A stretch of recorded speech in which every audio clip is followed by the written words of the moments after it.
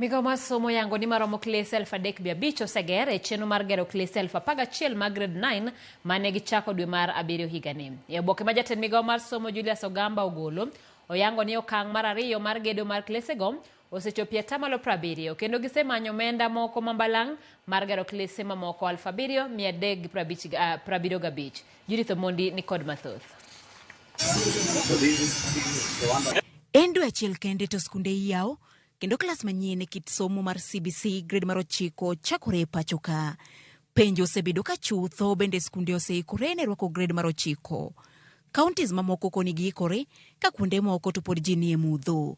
Kaluo, director mar somo ma Nyanza wacho ni gwenge mag Nyanza oikore makare ne chako somo mar gred mar 9. Progressively, we are putting in place facilities in terms of classrooms for the grade 9 across the region. So we are doing it in phases.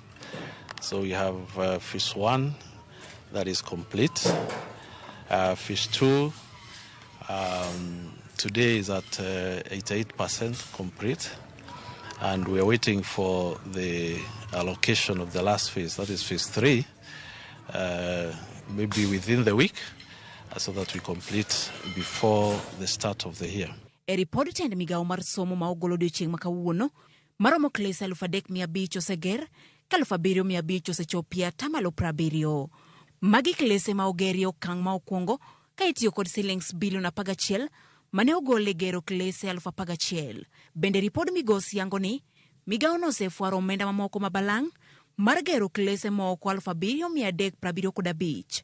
Sirkal mamalo kokalo kuom migawo mar somo ochwalo maromo bilion 3.4 omenda magiketo winjruok ni owinjo buk kod omenda mar NGCDF e atamalo marom kod ma ogol kod sirkal mamalo e gero bende klese 6,800 ma osegero 3,524.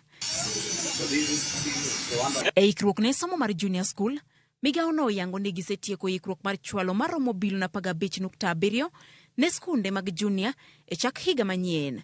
Weche buge, duol ma ochung' ne chwalo gige somo KICD osenyiewo buge maromo milion 9 mag gred mar 9.